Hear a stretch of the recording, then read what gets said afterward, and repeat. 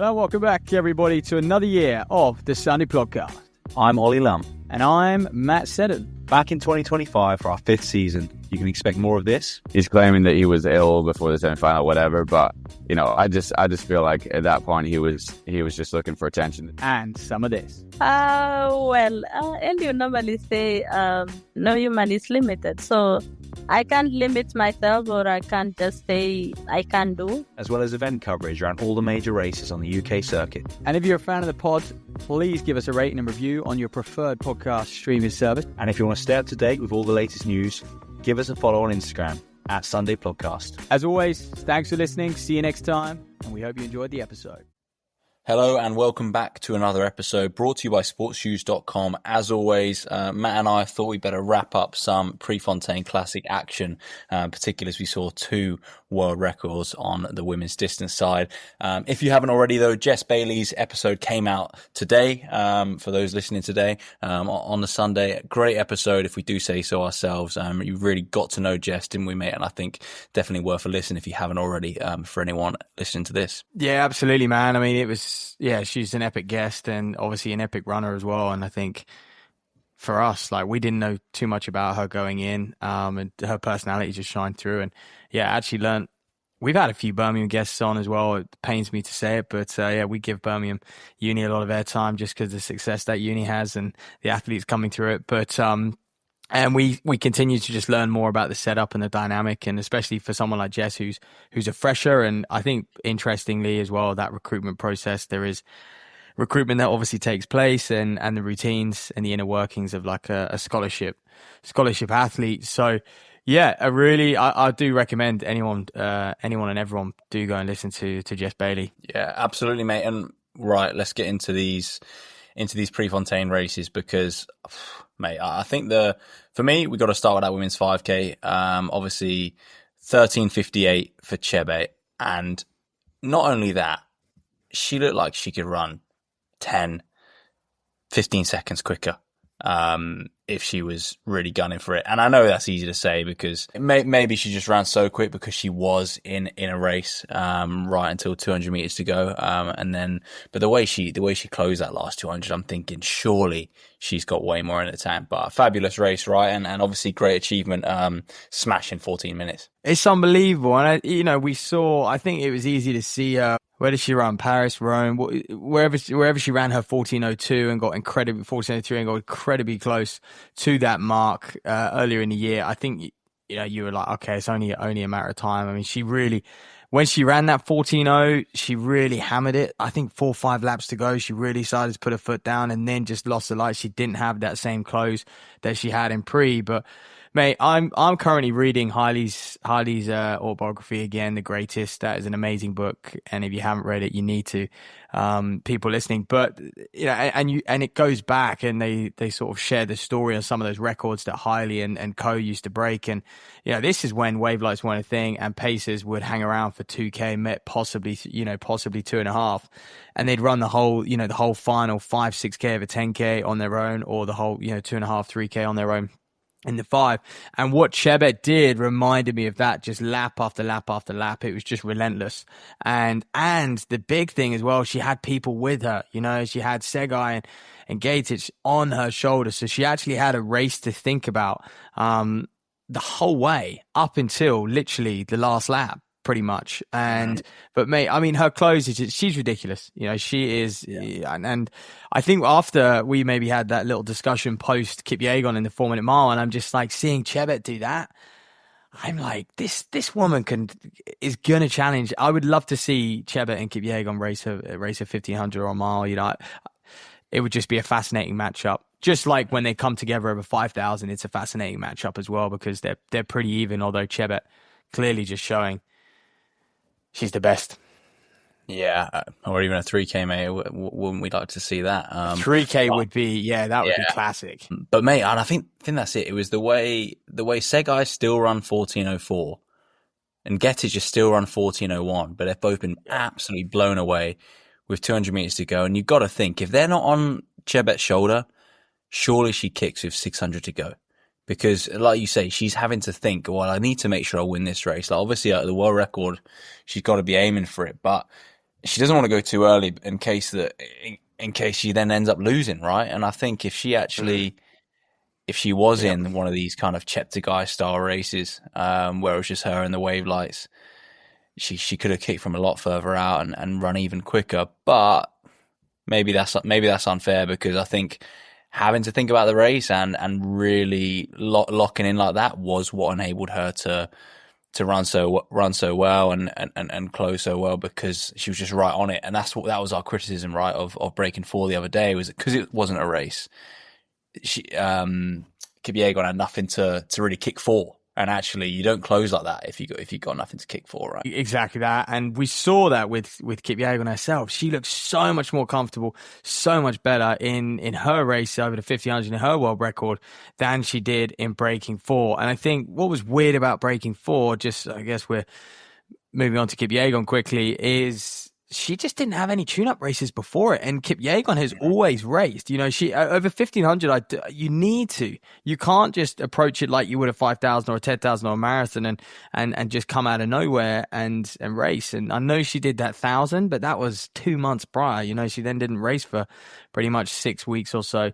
And I think just having one effort in her legs, she just looked so much better and so much more free and relaxed, and again, you know, her clothes was ridiculous, but yeah, we are seeing 2 of the best runners, obviously the best runners ever. That is there's no question about it. But they're both just setting some outrageous records. But you are right, the depth in behind them is like, if Chebet is it's still going to be an interesting champs, for example. Right? Once Worlds rolls around, it's still going to be an interesting matchup between her and Ingetic, and even Segai. Segai, I don't know what happened to her that last 200, completely blew up. But you've got 3 women running under 14:05, and if Kipyegon doubles again, like she did in Olympic Games, you've got 4 women in and around that 14:0, and that's going to be an unbelievable race. It's staggering, isn't it? And I do hope we see with that many women running so quick, I hope we see one of the classic championships where they get near a world record mark in a championship. And if anyone's going to do it, it's athletes like Beatrice Chebet. Happy to go and lead, happy to go and make it quick. And yeah, I'd love to see a world champs later in the summer that is super fast. But mate, yeah, a couple words on Segai, because and they're saying on comms as well, like mentally she's just crumbled there. With 200 meters to go, like Chebet's kicked, and it almost looks like she's not even tried to respond. And that's so hard to say, because you don't know. And obviously we've all been there, and everyone's blown up, right?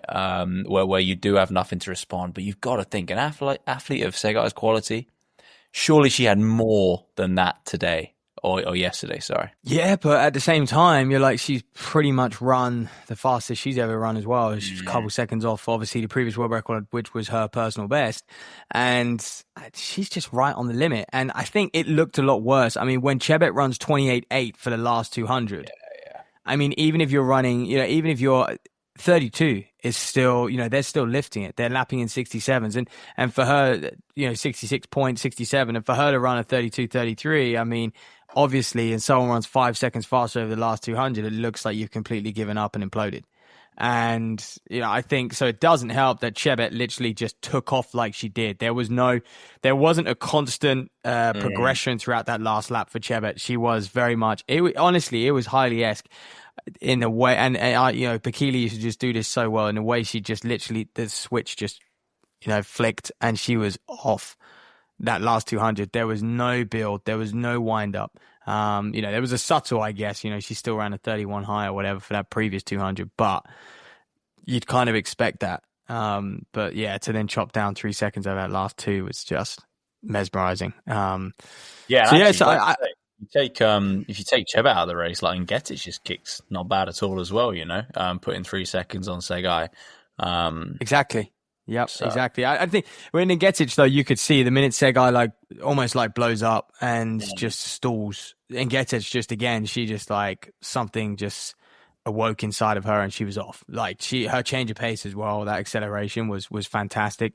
So yeah, I don't think we're going to quite get the Ethiopia versus Kenya matchup come the World Championships, because I think it's going to be all Kenya with, you know, Kipyegon if she doubles, but Ingetic and Chebet, you know, I think those two are heavy favorites. And Segai just hasn't seemed to been able to produce when it really counts lately. And yeah, but I think one more thing on Chebet, 25 years of age. You know, where is this women's world record going to get to if she stays healthy? She's far from, yeah, you would say she's far from her prime. You know, in LA in 2028, when she's 28 years old over the 5,000, what is this lady going to be doing? You say that, but a few years ago, I think we thought, well, Segai's going to be the one. In a couple of years' time, she's going to keep kicking on. And like you say, she hasn't. Like, I can't believe I'm saying that about a woman who's just run 14:04, right? But yeah, three years older, Segai, and you think, 3 years ago we were probably saying the same thing about her. So it's yeah, it's such a tough game, is it? Such a tough game. But look, someone who has supreme longevity, right? Kipyegon will swing back over to that women's 1500 meters, 3:48. Interestingly, obviously listening to Hutchins on commentary, kind of agreeing with us, I think, about how she didn't look amazing running that sub-4, but I guess, yeah, Crammy made a good point as well. She was trying to do something impossible, so you're never going to look comfortable doing that. She's trying to under 4 minutes, but 3:48 is an absolutely ridiculous time. It's not anywhere near a sub-4 mile yet, but it is still absolutely ridiculous. And I think the way they kind of Witelje, Jess Hull as well, fair play to her for getting on it, just separate themselves from the rest of the field, particularly Hull, who was in second for a lot of that, just showing the massive gap between Kipyegon and the rest of the world. Yeah, although it is a massive gap, to be honest. And I mean, she's surely going to run away with that 1500 meters at the World Champs in Tokyo again, and just add another global medal. I was impressed with Jess Hull, and she seems to be the only one capable of going at that speed and actually holding it together. And, you know, even she struggles and fades, but she can still hold it together. Whereas you look at everyone else in that field and they just can't go with it. You know, they just, if they did, it would be suicidal. And I think we'd see an exaggeration of what we saw with someone like Nagoose. You know, if the rest of the field went with it, I think, you know, they would be able to go with it for, of course, 800, 900,000, maybe even further, but then they'd completely implode. Whereas Hull, credit to her, does manage to just stick at her task and damage limitation in that last lap, and she, you know, they couldn't get back on her still. I know she lost out to Witelje in the end, but I think Hull's at a stage where she's like, what's more like, what, she's got no choice. It's just like, you know, she may as well just chase Kipyegon. And you know, one of these days Kipyegon's going to have a bad day, and then Hull's going to be there, you know, right on her shoulder. And it might, to be honest, it might not ever happen to Hull. It might happen to someone else, because, you know, by the time Kipyegon's having a bad day, you know, if she's going to be around for the next 3 or 4 years, you know, Hull's got to stay in the shape she's in for that period of time as well in order to dethrone Kipyegon. But you got to love it. I think it's aggressive racing from Hull, and she just, what's crazy though is like when we saw her in Grand Slam and stuff, and this is where the game has just completely changed. Is like she looked relatively normal in a tactical 1500. You know, it was like you saw her and like she would get beat, she would get out kicked, and it was just, you would not, if you had no idea about the sport and you saw Jess Hull in some of those races early season, yes, it's early season, so maybe she's not primed and ready, but you're going, there's no way that lady's an Olympic silver medalist. You know, but then obviously you see her in that situation when she's behind Kipyegon and she's on the rail and she's just flat out from the gun. It's incredible. Yeah, she reminded me of like a prime Laura Muir, if you like, you know, like getting on the back of some absolutely ridiculous talents, and I guess cleaning up after that, rather than, I guess, the other approach, right? Someone like Georgia Bell, who's finished a brilliant 4th place in that field, by kind of racing to be the best of the rest. And there's 2 streams of thought here, and I think the point you make about Grand Slam, if Jess Hull sits back in that pack and tries to be one of the best of the rest, she comes 5th, 6th, rather than Georgia Bell or Witelje. And I think getting on it is her best chance of a silver, but also, like you say, the one day that Kipyegon might falter is certainly a best chance of a gold. Yeah, you've just got to keep putting yourself there, haven't you? And that's what she's doing, and she's not frightened of it. And so fair play to her, to be honest. But yeah, I mean, a word on Georgia Bell then, man, because this is a great run from her. I think 3:54. I mean, she's just. I got to give it to Trevor and Jenny. A lot of their athletes, they do seem to progress. And what's interesting about that pre-classic and just about the Diamond Leagues in general, by the way, we were saying the Diamond League have took it up a notch, haven't they? Since, Grand Slam gave them the kick up the arse. And it feels like this year the Diamond Leagues have been insane. I don't know if we're just biased or... Yeah, I don't know. So the performances have all been amazing. The stadiums, I mean, that was probably the first time. That was the fullest I've seen that Oregon stadium in quite a while. Over the last few years. And we're just seeing amazing performances. I mean, like I said, we're seeing world records. We're seeing like breakout athletes. I mean, those 2 5,000s in Scandinavia on the men's side, in the world record yesterday on the women's. It's just, yeah, I feel like the Diamond League have ramped it up a notch. And whether they're just getting better and better fields, they're selling out stadiums, which is crucial. I think it just looks so much better on TV. The atmosphere for the athletes, there's that stardom factor. So yeah, but back to Georgia Bell, mate. And yeah, she's someone we know who's just going to build through the season. And I think, 3:54, she's getting closer and closer to her best, her second fastest time ever. And she's beaten everyone, bar the likes of Holwell to Jane Kipyegon. And, I just think with Georgia, when the championship season comes in another 10 weeks away, she's going to be on the podium again. Yeah, I think so, mate. I think she'll have been pleased to put a training partner, Sarah Healy, away as well. Sarah Healy obviously down at 3:57, because obviously, yeah, last time out, Healy took the win there, and I think that would have. Not that I think there's anything like there in terms of like between them. I just mean like, yeah, obviously being an Olympic medalist, she'll want to make sure that she's for sure putting her training partners away. I think where Georgia's going to be dangerous in a sense of when it gets to the Worlds, if Kipyegon doesn't quite go, like for example, Kipyegon's running world record pace. I think Hull goes with it, and as we just discussed, I think she's the only one. She can get enough of a gap on people like Georgia. She get enough of a gap. She can break people like Welter J, although she obviously didn't on the weekend, but she is capable of it and stuff like that. However, if Kipyegon decides to run 3:53 pace and then kick, then I think Georgia can upgrade that bronze because she'll be in the race. And I think in that championship setting, when you're relying on your close, Georgia will have a better close than Welter J and Hull. Yeah. And then I'm just like, who else is there? Yeah, I think for me, that's where it comes down to how well you know your paces, right? Because these athletes, if they just think, well, Kipyegon's going to go and run X, Y, Z time and don't realize she's actually running a whole load slower than she is, they end up sitting off because it's Kipyegon anyway, even if the pace isn't that hot. So Kipyegon could go and be running 3:53 pace, and everyone's like, well, I'm just going to sit 30 meters back from Kipyegon because that's what we always do. And then actually it's too late by the time they get there. And I think that is a lot harder to do come a World Championship final when you've got rounds in your legs, you've got no wave lights, you've got no pacers. Your understanding of like how fast Kipyegon is going changes dramatically. And then obviously that changes everyone else going back down the field as well. So it'll be interesting to see. But like you say, I think when it comes to those sorts of scenarios, that's where Georgia Bell is supreme. Yeah, although I don't know if that would happen because someone like Jessica Hull would just immediately go on Kipyegon's tail. And then I think that just starts to, and then you've got people like Welsh and the gap starts to just be bridged. So I think the pack would still go with it. But I do hear what you're saying, to be honest. So yeah, I mean, I think Georgia Hunter Bell's looking the best, just as good as she did last year, if not better, to be honest. And we're still a long way out from the world champs. Erin Wallace, apparently, I think I saw something online.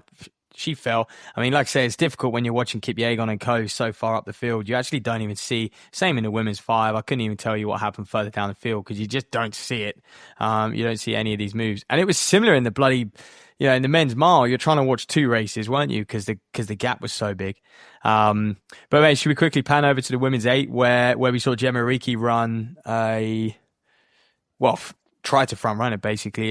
It didn't pay off, but still a pretty solid performance for her. But just hasn't seemed just doesn't seem to have that last 120, last 150, and I haven't seen that from her in a long time. Yeah, 158 for Riki, down in 7th place, and was the only one who really went with the pacer, but then didn't really go with it and didn't give herself enough of a gap, I don't think, to even attempt to front run it. I think she went through in 57, right?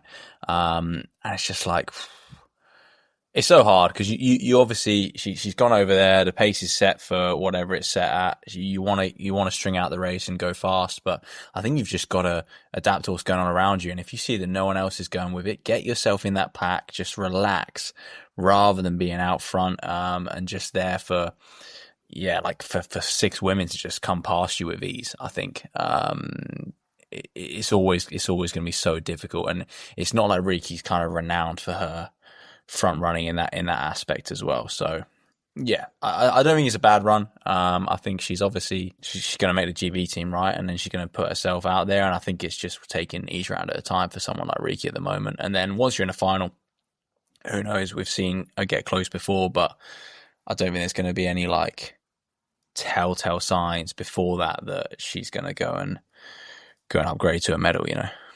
Oh, mate, I think she's going to struggle to make a final with this. Yeah.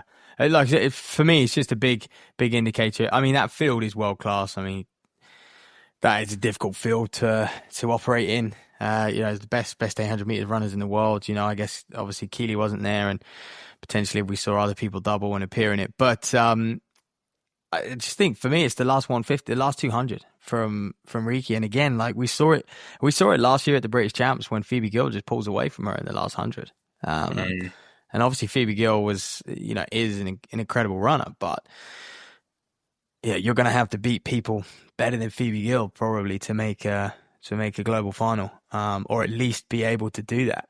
And because someone like Phoebe Gill was who she needed to be knocking out.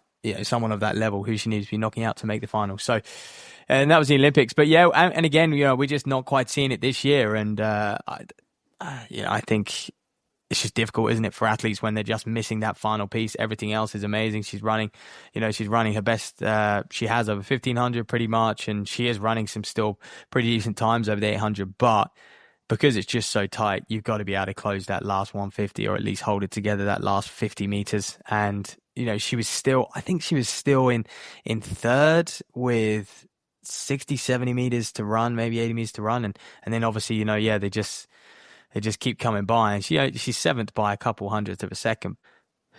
Yeah, you got to be able to hold these people off in those situations. And, you look at the likes of Nakai, who's coming through by the way, she's getting back to her best. It's been a while, but the Ugandan having a great run yesterday, 157.89. It's fastest she's run in a long, long time since becoming world champ in 2019. But let's focus on the front end though. Daguma and Sekadizo. Are we going to see Keely? Is Keely going to be in London at the Diamond League in London? What is it? A couple weeks away now, 3 weeks away maybe. Are we going to see Keely? If we don't see Keely there, when are we going to see her? Yeah, and I think this is the issue, and I think we've said this before. There's no way of her having like a low-key opener. There's literally nothing she can do to get herself back in. She has to come back out and win, and it has to be a Diamond League. There's no other option for her. So, yeah, it's going to be interesting. What I would say, we've seen nothing really on a circuit this year that indicates that anyone is moved quicker. On. Anyone's, it's not like anyone's running 155, even like regular 156s. You say, world class field, right? And I know it's not all about times, but Keely looks at 157 and she's like, well, I've got a lot of wiggle room there to win that race, and we know she can front run as well. So I don't think they'll be too worried, but obviously, yeah, of course, it depends on how injured she has been, how much training she is actually able to do. I guess the only thing that concerns me with Keely, I feel like she does a lot of media and things, which for me implies she's not training that much. And I don't know if that's if it's just been recorded like a long time ago. Do you know what I mean? But I feel like the more stuff you do like that implies that, like, obviously she was commentating on Breaking 4, and I'm like, if she's she's hammering training at the moment. Is she going to do that? Do you know what I mean? Are they going and doing that? I don't know. Well, it goes back to when we spoke to Josh Kerr, and he said, post Olympics, he just said yes to too many things. This back in 2021, he said yes to too much at a crucial point. And the problem was, he said in an athlete's mind is like, okay, well, I've got to at least Christmas, once the summer season's done. And Kerr, I remember him saying, he said yes to a lot of things pre that Christmas period, always thinking once the new year hits, it's really time to knuckle down and not do these things. However, because he was so busy during that period, his training was hampered. He was picking up little niggles, all of these things, which meant that period was actually, he wasn't training in that period. There was a lot of time spent off in that period. There was a lot of time chasing fitness. And obviously there was a lot of time where recovery was hampered. And then when he actually came to knuckle down in January, he was just much, much further back than he wanted to be. And then hence that's what happened to him in 2022. And obviously he never made the same mistake again, and he doubled down. And it's so difficult because our sport doesn't give you much. So if you're going to be an Olympic champion, you need to take everything you can get. And so it is good to see Keely doing all these things, and you can't blame her for doing all of these things. And it might not be why she's injured. There might not be any relation there. There probably isn't. It's probably stemming from I'm training. not saying that's why she's injured. I'm saying, to me, it implies that she's not able to be back in full training. Sorry. I don't think she's accepting that commentary gig if she's back up to full training. That's what I'm reading into it. But I think the point you make as well, like being a full-time professional athlete on an Olympic level is a full-time job without any media duties. Like, as much as they get, obviously, you can only train twice. Maybe some athletes train 3 times a day, right? But a lot of that, and every athlete we've spoke to over the years, one of the biggest things is then doing nothing is part of your job. I agree. Having a 2-hour nap, sitting on the sofa playing Xbox, that is part of your and job. she'll know that. I mean, Jesus, she'll know that better than anyone. And that's what I'm saying. I don't think Trevor and Jenny are saying, go and do this commentary gig if she's in full training. We shall see. Time will tell. I do know what you mean. Like, if you're in full training, you're in camp, you're in fight mode, and you're not spreading yourself thin. You're not appearing in many places because you're just head down training at what is probably a crucial point of the season now. Because up until this point, maybe she's still got enough time, but now I would say, is there enough time? So I think basically it just all depends whether we see her in the London Diamond League. If we see her in the London Diamond League, I think she's going to be okay, and she can go claim a world title. If we don't see her in the London Diamond League, I think she's going to be well ahead of schedule. And she's going to be pushed because you have got to get through 3 rounds as well at the championships. So you have got to have that strength behind you. It's not a one-off 800, obviously. But anyway, so let's head to. But Daguma, by the way, is my favorite to actually challenge Mary Moore. I don't know what's going on there. Athing Mu, I mean, she's obviously just had a lot of issues in and around the sport, in her love for the sport and the pressures and everything like that. It's always a shame to see an athlete so good like just sort of fall out of love with the sport. But there are a lot of athletes out there who I think do the sport because they're bloody good at it, not because they generally have that passion for it. And Athing Mu is definitely one of those people, or seems it anyway. That might be a bit harsh, but you can kind of tell even when she was at her best, she wasn't enjoying being the best in the world over something. And that's weird. That's it's so hard to know like what's going on, but like you say, I think the biggest thing is just a shame, and I think we wanted to see Athing Mu and Keely kind of going back and forth over the years, and we just really haven't had that opportunity because Keely's been consistent and Mo hasn't. But she reminds me of Ben. I think Keely in like last year, to say her best shape, beats Athing Mu in her best shape, but we didn't get to see it. That was what was a shame, I think I'd be surprised if Athing Mu gets back to running 154. I think, honestly, for the 800 as well, when you look at people who have extended periods of time off over the 800, they find it very, very difficult to get back. That is an event that I just feel you need to just kind of keep the iron hot and just keep rumbling along. The minute you have two or 3 seasons off, it's tough. But I think Mo, she similarities between her and Ben White. I think, mate, you obviously being an Arsenal fan, doesn't Ben White hate football and is like, I don't watch football. Like, I Has bet Mo think said Mo, this like, in interviews though? huh? I've not heard her say this in interviews though, but No, I haven't heard. No, I I don't haven't heard it. No, she has said, "I want to get back to loving the sport. Like, I want to love the sport." And it is clear she doesn't. But yeah, anyway, she was, not a threat at all, and finishing really fading hard, running 2:03. So let's see what she can do to salvage her season. But she probably won't. She might make the American team. I was gonna say she probably won't make the American team. Tough, It will be really tough. It will be tough. There's a lot of collisions and stuff. There is, but yeah, mate, still lots to talk about. So let's move on to that women's steeple. Yavi 8:45. Look, honestly, this meet was absolutely ridiculous. Like, we haven't even got into any of the men's races yet, and these women's races were unreal. Like 8:45 from Yavi. Again, what I loved about this was just the way she was hammering it on the last lap. Like, going over those barriers, I'm like, she's gonna fall. She's gonna fall. She's gonna fall, just because she's attacking it so much, and I think it was just great to see, and the passion as well that she was showing kind of as she crossed the line. I think she was like, yeah, this was a big statement that she's here to stay and here to win that world champs title. Absolutely unreal. Yeah, that women's steeple was unreal. I mean, 5 women broke 9 minutes, all from different nations as well. And then obviously, an American comes across in 9:06, and it's starting to show. Actually, you had 3 Americans, another Ethiopian. You had Fino there, Fino in 10th running 9:09, and it's starting to show just actually how the women's steeple is one of those events which is just moving on every single year. And it hasn't even, it's untapped. It's still untapped at the moment. And I think what was the biggest thing for me watching that steeple was the way Yavi, Cheritis, and Chimutai, I'm not sure about the others because the gaps were too big and I wasn't focusing on them behind. They all hurdle the water jump with the women. And I do think hurdling the water jump is a much quicker way to get through it. The reason we don't see it in the men's game, in the men's racing so much, is because it's just higher and the energy it would take is just way too much. And you can see them, they're also landing from a much higher point as well. So putting a lot more force on landing through their body. And you can see it break their stride a little bit. It obviously has been done to success. People like, he used to do it famously. The guy who won the 2008 Olympics, Briman Kipruto, used to do it all the time. He did it a few years ago, I seem to recall.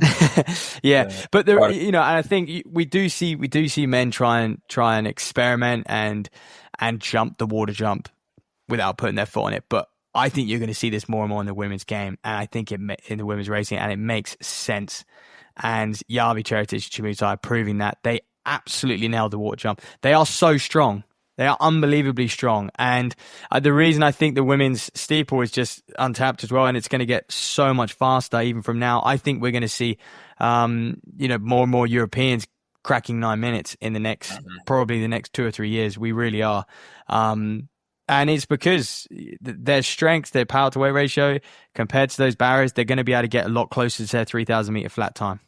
Yeah, they really are. And, if you get a woman, and I also think there might be more opportunities for flat women. I think, funnily enough, I spoke to Frederick Rupert, the German steeplechaser who ran 8:01 in the Diamond League. And I think there's a lot of guys who have incredible 5Ks, incredible 3Ks, and they think, maybe I'll be a good steepler. And they're not, because I think there's so much more strength required and so much more technique work and everything like that in order to be a successful steepler. But in the women's racing, you could potentially find people who are sort of decent 3,000 runners who find themselves transitioning to the steeple much easier just because of the barriers. Yeah, I think there's a big discrepancy in those barriers, isn't there? I think similar kind of discussions have been had about that women's 400 meter hurdles as well, in terms of how relevant it is for athletes of that caliber. But look, the events as they are, and obviously Yavi's had a great run there, and I think 8:45 is staggering, and it'll be interesting to see how the likes of kind of Elise Thorner get on when it comes to those championships, in and amongst like some of these ridiculous times. But I would expect people like her to chop her time down and be getting into towards the low 9 minutes in the next couple of years. So yeah, it's crazy. I mean the depth in it as well is It's incredible. Yeah, it was a really, really good watch, and look forward to seeing those women's steeple races play out throughout the rest of the season and the championship as well. And by the way, America are insanely deep at the women's steeple. And I think they are a nation who, when you look at the NCAAs, like steeple obviously got included in the Olympics for the first time on the women's side, 2008. And the NCAA, because of that system, these women would compete over this event, loads. And I think that's why the Americans have such good depth, because it was immediately in high schools and everything like that. And then obviously it was in the collegiate level, and it was actually a respected event at collegiate level. And I think a few other nations, as Europe, we're catching up and we're getting very good at it. But I do think there was a little bit of a lag for people taking up the steeple on the women's side. Yeah, I think as well, mate, like men's and women's, because of the NCAA, I think, like you say, and it shouldn't get talked about like this, but it often does, and in the way that people try and, I guess, manipulate themselves into teams, right? Like reverse themselves into teams by like moving to a steeplechase from a flat event. The collegiates do that at a much younger age.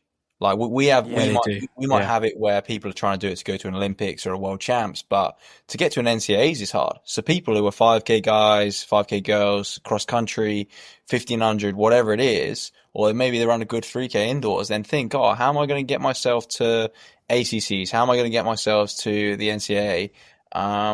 And then they think, oh, okay, maybe I'll try a steeple. And that happens at an earlier point in the career, which means they can then build upon that and then have kind of a more successful senior career. Whereas I think, for someone to, like, let's look at, and I'm not saying this would be a good move, right? But say someone like James West, right, move to a steeple, it's too late. So it's too late. Yeah, these guys can't sacrifice. I don't think so. But if you're in that collegiate system and then the pressure's on you to make a team, then you have to do it there. And so it opens it up for those collegiate athletes a lot earlier, I think, in their careers. I agree. And actually, if you're a young athlete and you want to go to the NCAAs, right now with the depth over the 5,000, depth over the 3,000, it seems almost, it's not impossible, but and you want to go to a big school, a big D1 school, probably the best way to do it is just work on your steeple time. You can go there with a 8:45 steeple, 8:40 steeple. Probably going to get, going to be able to go to a pretty big school with a D1 scholarship. But hey, according to Frederick Rupert, you either have it or you don't when it comes to the steeple. He doesn't work on his technique. I was stunned. So enjoy that podcast next week with the German. In fact, are we doing it next week? I know we've got a few guests that might beat him to it, so I might have spoiled it for you. But anyway, he's a believer in not working on his technique. And you just kind of, you either have it or you don't. So, hey mate, let's get to... If you've been doing some drill sessions, we'll never know. I did think that, I did think, well, maybe if you did work on your technique, you'd be the first European to break 8 minutes. But who are we to judge a man who's run 8:01? But men's mile, let's talk about it. It was an incredible race. Niels Laros steps up, beats Nagus. Nagus is a weird one for me. You get beat in that fashion. I've never seen anyone get out dipped on the line by thousandths of a second or hundreds, whatever, and be laughing about it after. Maybe he is just that kind of guy, but how are you not fuming? Yeah, is and that I just wonder, way of like masking that anger though? Look, I just wonder, does he have the killer instincts to actually be a winner and a champion? Because I know he's won a few races here and there, but to lose that race in the position he had, I actually think was poor. And people will credit it and go, oh, he's so brave. He set off at X pace. And look, he set off at his PB mile pace. Like that's not alien to him. When was it him and Yakov ran 3:43? Was that 2023? Those guys ran 3:43 through the mile at the pre-classic. It was obviously after the champs, I think, or maybe it was 22. Anyway, it obviously definitely wasn't last year, but he set off at his PB pace, which is like, I mean, how many athletes are comfortable setting off a PB pace? That's why you're in these races. And Ritzenheim is saying he's possibly in shape to break a world record. But all of this, he is clearly in amazing shape because it was hard. He was out there on his own on that third lap. But I just think to lose a race with that much of a lead, that's poor. Mate, I think I think you're bang on, and it's not like they've run like crazy quick either. You know, I think mile times just get blown out of proportion all the time, and like he's run high 3:45, basically 3:46. If you're talking about breaking a world record, or he's always talked about in the conversation to medal Break at the 1500 championships as well, like. You need to be quicker than that. You can't. Like that's not. Yeah, I think don't. To be fair, I think the mile world record is incredibly. I mean, they're both ridiculously hard, and I think actually watching yesterday, I think it showed that. I mean, the fact that the rest of the pack. I mean, Habs probably was a bit gutted because he was hoping someone would go with it. And they didn't, and then he had to sort of swing round and start to bridge the gap, and then he worked too hard to get back on the goose, and hence why he couldn't do anything himself over the last lap really but fade. And I think what it shows is, we do talk about the 1500 meter world record. I'm not sure, I might eat my words, but I don't think it's going to happen this year. I just don't, because who has it? I don't think there's any, like none of these guys in that race are taking that record. So the only one is Jakob, and he's not running. And Jakob's not there. And you're not going to run 3:26 from not racing half the season. You're just not. Mm-hmm. Like, he might get himself in shape, and he might win the world champs, right? And he might run quick, but you're not being El Garouge when you've not raced like before July. Forgetting Josh Kerr. No. So, mate, Kerr's got more chance than any of the guys in that race yesterday, for sure. But maybe I think he might be carrying a little Neil, but it was a crazy race, and Laris's close. I mean, we gotta take our hat off to him. What was it? Something like 12. I mean, he closed insanely well to European Team Champs. But I think he ran 52.0 or something last lap at the Euro Team Champs, which was in the 5, which is very impressive last week. But yeah, what did Laris close in? Was it 20? Was it like 12 point? Let me just get 25.9. 12.7 was his.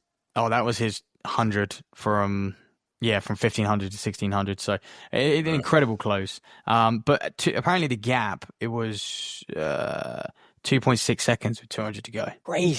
Crazy to lose that. But yeah, I mean, Laris is a beast. And I think when we look at the men's 1500 full stop, is it a young man's game now, in a sense that if you get these young athletes who smash double threshold from the age of 4, like probably even before they're 14, if 13, 14, 15, doing double threshold, 16, you look at Laros, Cam Myers in that race also, and I'm looking at Cam Myers going, Jesus, I mean, he is going to be, he's going to be a beast. What is he? He's a year younger than Laros, and you just think he's already doing some crazy things. So, and his last 6 months have been amazing. And then that guy we saw the other day, Fanuel Koech, the Kenyan, he's super young. So you're looking at these 18, 19-year-olds, 20-year-olds going, if they have the endurance, if they have that aerobic profile, they're doing their double threshold, and then they just have some speed.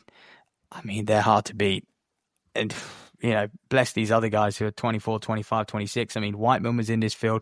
Great race from Whiteman. But, yeah, will they have the turnover over that last lap? Do they have the ability to be in a 3:28, 3:29 race and still run a 53 last lap? Who knows, mate? I think, honestly, the 1500 is so open at Worlds. It is open because... ridiculously open. And also making the final is ridiculously open.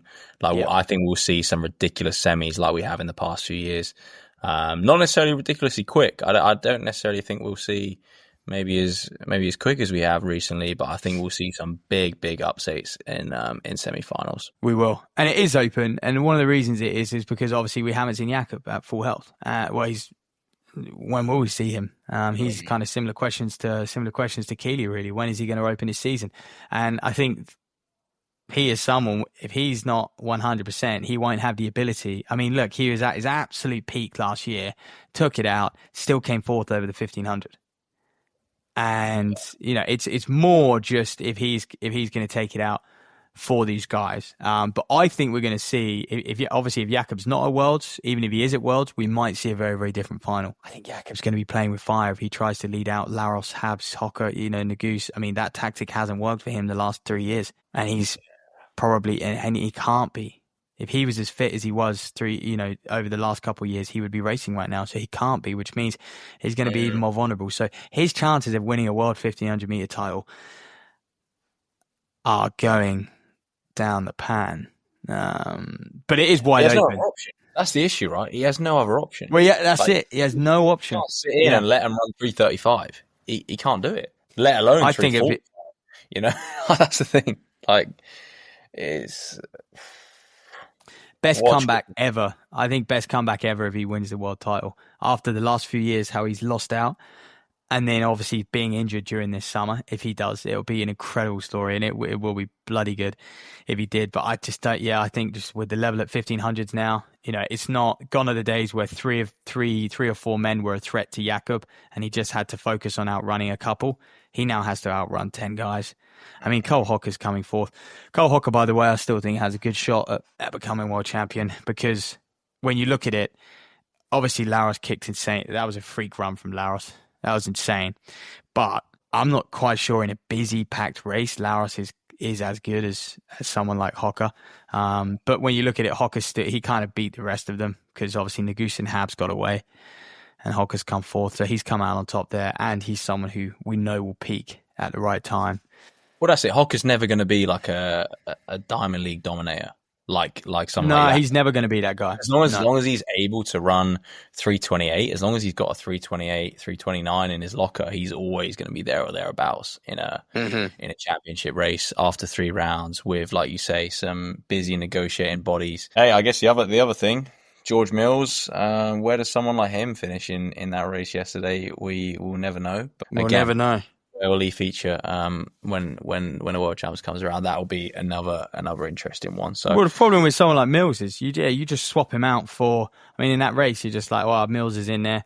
Maybe someone like Grant Fisher doesn't get a lane, and you just swap like for like, basically. Grant Fisher, that's a good run from him, 3:48.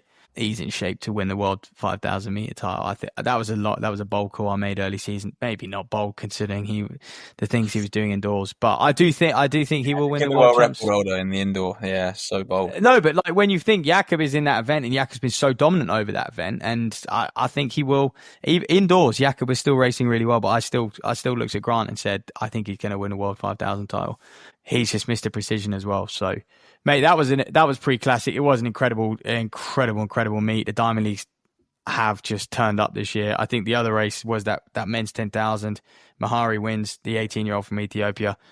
I just hope someone like him we're going to continue to see on the track for the next 3 or 4 years, more than, and I think that's what I want to see from Chebet as well. Like, please, whoever is managing Chebet, don't get her on the roads. Like, let's just enjoy watching her dominate the 5,000. And Kipyegon the same. And that's what I love about some of these athletes, if they stayed on the track. Whereas I do always feel like the Ethiopians, they have a couple of years on the track and then it's like, let's go to the roads.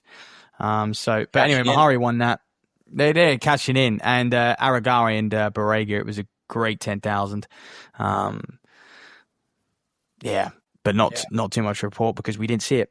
I haven't seen it yet anyway, so no, I know. Maybe I can find it on YouTube at some point. Yeah, not at all. But yeah, like you say, that wraps up pre. We have Monaco coming next week. Mate, me and you chatted before. No men's 1500, which is disappointing because it's always been kind of the creme de la creme of the Monaco Diamond League. But there will be some great events there, and I guess we'll see a lot of the athletes we didn't see in pre because of obviously the travel coming over from the US over to Europe. So be good to see some of them, and then we can really start picking out kind of who we think is going to shape up well come Tokyo, because whilst Tokyo is late in the summer, it's going to come around quick, and we can start looking ahead to that, and particularly picking out who's going to make that British team as well in the coming weeks. Yeah, 100%. I think I can't believe we're only 3 weeks away from trials. So I think there is some leeway with just Brits not getting standards or anything like that yet, because obviously I think the window actually closes end of August and the trials are 2nd and 3rd of August. So people will have a good bit of time. But actually, I think we're starting to see some heavy favourites already. I mean, the men's 15, I think, is wrapped up when you've got, Mills wants to double that spots there, but you've also got Giles, and then you've got Whiteman, Kerr, and Corley. I mean, the men's 800 as well. We're going to see Bergen, by the way, in Monaco. And same on the women's side, like those places are pretty pretty locked in, I think. But let's quickly preview Monaco. What have we got to look forward to? Men's 800. Will we see a world record? It's all anyone talks about now is will we see a world record? And I think that's why the Diamond League's been so good this year, because you always tune in because you're like, there might be a world record, because so many events are so close. So whether it's a 5,000, an 800, a 1,500, you're like, shit, they might run a world record. So, and they definitely might in this men's 8. You got Marco Arup, you got the Olympic final basically, plus a few hours. Marco Arup, Itaui, Peter Bol, Max Bergin, Hoey, Hoppel. You got the two Algerians, Mula and Sajati. You've got a big pole, Siridatsky. I think he's pacing though. He is. And then you've got 2 hour and Wanyonyi. Like it's just the best 800 meter field that you could put together, full stop. Bergen, is he going to run something filth? Obviously 143.3, his PB. I think we could see this man run sub 143 if that race gets moving. So he's going to bump himself up that British all time list. What's Patterson run? I'm commentating on Patterson tomorrow night actually in France. So I know he opened his season the other day in was it 146, 147. So he's got a few weeks to start finding his feet. Yeah, absolutely. And then obviously we've got men's 5K as well. Kajelcha will be back after his big attempt, a couple of weeks ago now. And obviously with all the other boys as well, they got Gebriwe in there, and the usual suspects over in that 5K. So look, they're going to have another crack at the world record in that one, or they're going to just leave it for a bit, seeing as they've had a few over the past few weeks. I'm not sure how much more training is going to have brought them on in 2 weeks, but look, if anyone's going to attempt it, these guys will. And I think, yeah, obviously Rupert's going in the men's steeple as well, who you spoke to. So yeah, we'll make sure that episode gets out in and around Monaco. So he might actually be the first European to be sub 8, so we'll be eating our words from this podcast. I gotta admit, it could be close. The field is insane. The only thing is you haven't got Al-Bakali, and you obviously haven't got Germa. So whether this race is, because when you've got those guys, you can be confident that the pace is going to be just under 8 minutes, or it's going to be 8 minutes.